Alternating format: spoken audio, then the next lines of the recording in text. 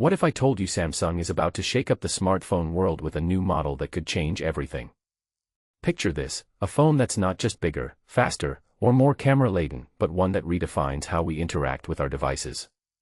The Galaxy S27 series isn't just another incremental upgrade, it's a seismic shift in Samsung's strategy, and I'm here to unpack why this matters more than you think.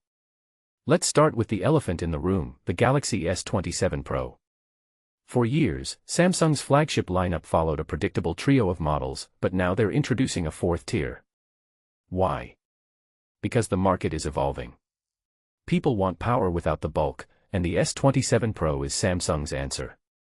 It's targeting professionals who need flagship specs in a more compact form factor. But here's what's fascinating, this isn't just about size. It's about positioning. By creating a compact flagship, Samsung is directly challenging Apple's iPhone Pro line, which has dominated the premium mid-size segment.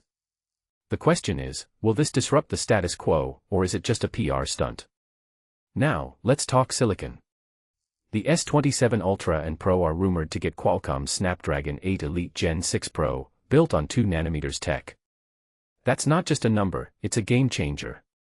Think of it as the smartphone equivalent of a rocket engine. This chip promises insane single-thread performance and graphics power, but what really excites me is the thermal efficiency. If Samsung can eliminate throttling under heavy loads, we're looking at a device that feels as fast as it looks. Meanwhile, the standard models might still get Exynos 2700, which, honestly, I'm curious about. Will it close the gap with Qualcomm's offerings, or will regional users feel left behind again? This dual-chip strategy is a gamble, but Samsung's betting it's worth it. Here's something that makes me raise an eyebrow, the privacy display. Samsung is rolling out this hardware-level privacy feature across more models, not just the Ultra. Unlike software filters, this tech physically adjusts light distribution in the OLED panel. When activated, side views go dark, no more prying eyes seeing your messages. But here's the kicker, Samsung is keeping this tech exclusive. Why? Because it's a killer feature that could differentiate their phones in a crowded market. Imagine the marketing angle, privacy built into the screen, not just the software. It's not just about security, it's about control. Competitors can't replicate it, and users will pay a premium for that peace of mind. Now, the cameras.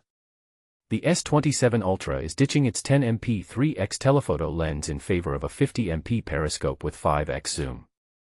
Why?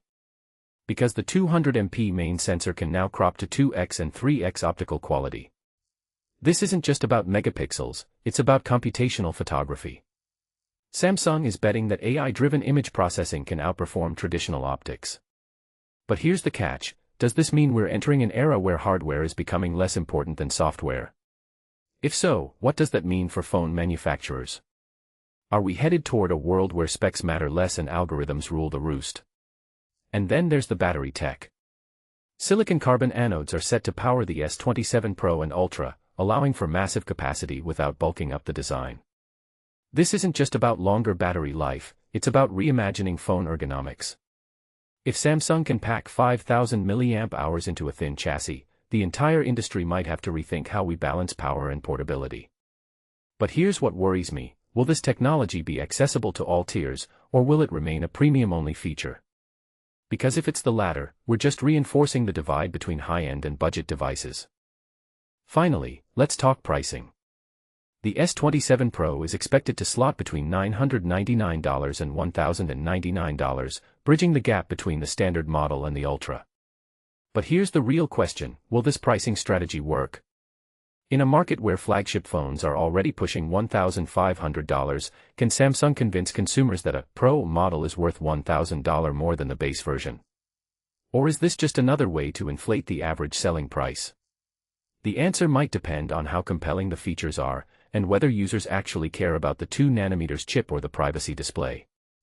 So, what does all this mean for the future of smartphones? Samsung isn't just iterating, they're redefining what a flagship can be. But the real test will be in the hands of consumers. Will the S27 series be a landmark moment, or just another chapter in the endless cycle of upgrades? One thing's for sure, if you're a tech enthusiast, this is a moment worth watching. What do you think? Is Samsung finally cracking the code, or are we just seeing the same old tricks in a new package?